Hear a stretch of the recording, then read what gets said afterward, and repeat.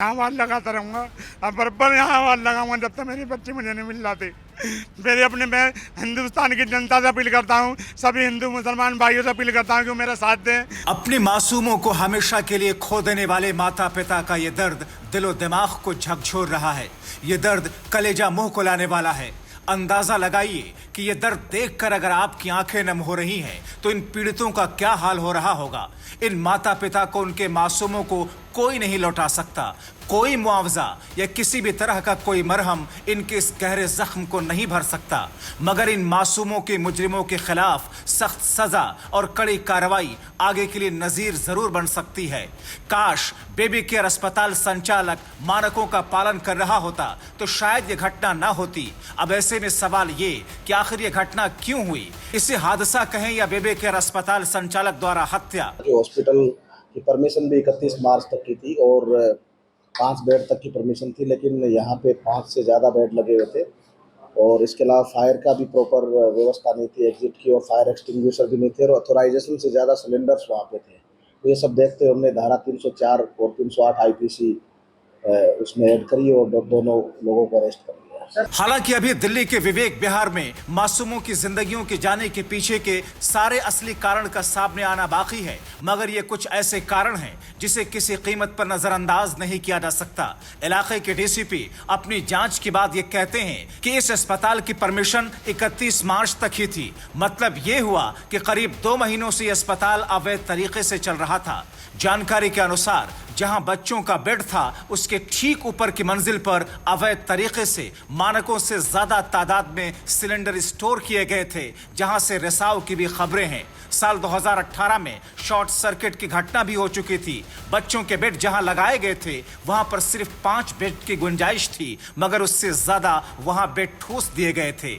आग लगने की वजह भले ही शॉर्ट सर्किट बताया जा रहा हो, मगर तथ्य कहते हैं कि यह हादसा नहीं बल्कि लापरवाही का नतीजा था, जिसका खामियाजा उन 6 मासूमों की जिंदगियों से हाथ धोकर उन माता पिता को भुगतना पड़ा।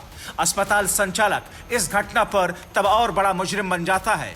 एक ऐसा ही बेबी केयर अस्पताल पश्चिमपुरी में मानकों को ताक पर रखकर खोल रखा था, जिसके बारे में भी कई शिकायतें पहले की जा चुकी थी, मगर विवेक विहार की घटना के बाद उस सेंटर को रातों रात बंद कर दिया गया। जिस समय यह घटना हुई हर तरफ बदहवासी का आलम था। बड़ी मुश्किल से एक फरिश्तेनुमा शख्स ने खुद की जान को जोखिम में डालकर कुछ बच्चों की जिंदगियां बचाई। जो मौके पर पहुंचे थे समाज सेवी भी है जितेंद्र सिंह शंटी जी, उनसे बात करेंगे क्योंकि आप मौके पर मौजूद थे, यहाँ पर पहुंचे। किस तरीके से आपको ये बताया गया और कब आपको जानकारी हुई? उसी समय, क्योंकि हमारा घर बहुत पास है, धमाकों की आवाज़ आई तो मैं और मेरा बेटा जोजीत हम 11:42-43 तक यहाँ आ गए थे।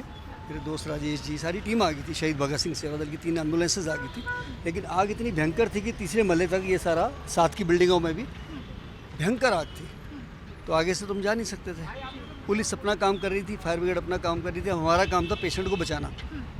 तो हम फिर पीछे से गए। मुझे इस क्षेत्र का भूगोल पता है क्योंकि मैं यहाँ का रहने वाला हूँ, पैदाइशी।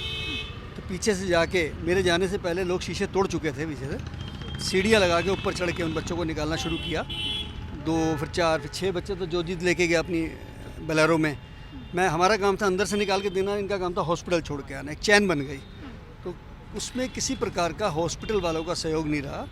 सिर्फ और सिर्फ लोगों ने आके, RWA के लोग, यहाँ के नागरिक, उन सब ने हमारा बहुत सहयोग किया। कोई चादर ला के दे रहा है, कोई पानी ला के दे रहा है, कोई, क्योंकि उसमें आंखों में हमारे इतना धुआं आ रहा था, लग रहा था कि हम मर जाएंगे कार्बन डाइऑक्साइड से, लेकिन लोगों की मदद से पानी मिलता रहा, हमको बच गए हम। इस फरिश्तेनुमा शख्स के कारण जिन नौनिहालों की जिंदगियां सलामत हैं, उनके माँ बाप खुशकिस्मत हैं। इस हादसे को जिसने देखा उसके रोंगटे खड़े हो गए। देख रहे होंगे ज़मीन पर बहुत सारे शीशे पड़े हुए हैं और ये पूरा जो हॉस्पिटल है, यहाँ पर हॉस्पिटल को तोड़कर, यानी कि जो शीशा था उसे तोड़कर यहाँ से बच्चों को रेस्क्यू किया गया। और ये इस वक्त ये दृश्य है उस हॉस्पिटल का, बेबी केयर सेंटर का, जहाँ पर आग लगी है। तो जब यहाँ पर ये आग लगी, जब आप लोग यहाँ पर आए, क्या डॉक्टर यहाँ पर जो है वो मौजूद था? नहीं, यहाँ पे जो भी डॉक्टर थे, नर्स थे, वार्ड बाय वार्ड आया, चौकीदार, ड्राइवर, एम्बुलेंस का, यहाँ पे कोई नहीं था। सब जैसे ही आग लगी वो भाग गए। अगर वो एक एक दो दो बच्चे को भी लेके बाहर निकलते तो हम 12 के 12 बच्चे बच जाते, और जो आज बीमार भी हैं, जो काले हो गए हैं, जिनकी स्किन बर्न हो चुकी है, वो भी ठीक होती। लेकिन जो टोटल इर्रेस्पॉन्सिबिलिटी का जो माहौल था उस दिन हॉस्पिटल के स्टाफ की तरफ से, वो बिल्कुल गलत था, अन्यायपूर्ण था। आग लगी है तो हम जैसे एकदम लोग कोई भी नहीं निकला था गली में से उस टाइम तक, तो हमने दरवाजे भी लोगों के पीटे कि बाहर निकलो, बाहर निकलो, आग लग गई है और सिलेंडर फटने वाला है हॉस्पिटल में। हाँ, सिलेंडर फटेगा और हॉस्पिटल में आग लगी है।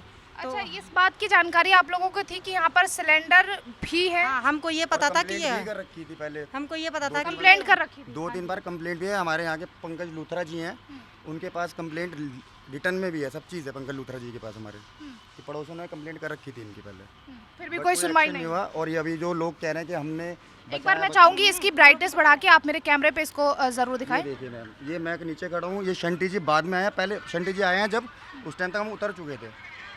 पहले ये तो मैं हमने हूँ, इनके आने से बच्चे पहले मैंने अपनी 5 टी बच्चे शर्ट दे निकाल दे के, जो भेज शुरू दिए। के जो बच्चे बचे हैं 5-6, वो हम निकाल चुके थे।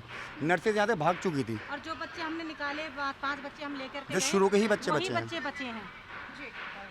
अब सवाल ये कि दिल्ली सरकार और केंद्र सरकार का ऐसी घटनाओं के खिलाफ क्या दायित्व बनता है। चूंकि मामला देश की राजधानी का है, इसलिए देश की राजधानी जैसी जगह में मानकों को ताक पर रखना और ज्यादा संवेदनशील हो जाता है। दिल्ली सरकार के स्वास्थ्य मंत्री सौरभ भारद्वाज बड़ी मासूमियत से कहते हैं, इस अस्पताल का मालिक दिल्ली के पश्चिमपुरी में भी ऐसा ही एक और अस्पताल चलाता है, जिसके खिलाफ पहले भी 2 अलग अलग घटनाओं में केस दर्ज हुए हैं। औचक निरीक्षण में कई कमियां पाई गई थी। बिना रजिस्ट्रेशन की वो अस्पताल चला रहा था, जिस पर मुकदमा भी दर्ज हुआ था। मामला कोर्ट में है। उम्मीद है कि इनके खिलाफ कोर्ट जल्द फैसला देगी और सख्त सजा सुनाएगी। हादसा हो चुका है, कई मासूमों को उनके माता पिता हमेशा के लिए खो चुके हैं। जांच और कानूनी कार्रवाई जारी है। दिल्ली पुलिस 2 आरोपियों की गिरफ्तारी कर चुकी है, मगर अभी भी ये सवाल मुंह बाए हुए खड़ा है कि इस घटना के असली जिम्मेदार कौन है? क्या सिर्फ बेबी केयर अस्पताल का संचालक, या फिर मानकों को ताक पर रखकर धड़ल्ले से चलाए जा रहे इन अस्पतालों से आंख मूंधे हुई हमारी सरकारी एजेंसियां? आप तय कीजिए। Bureau report, TV7 Bharat.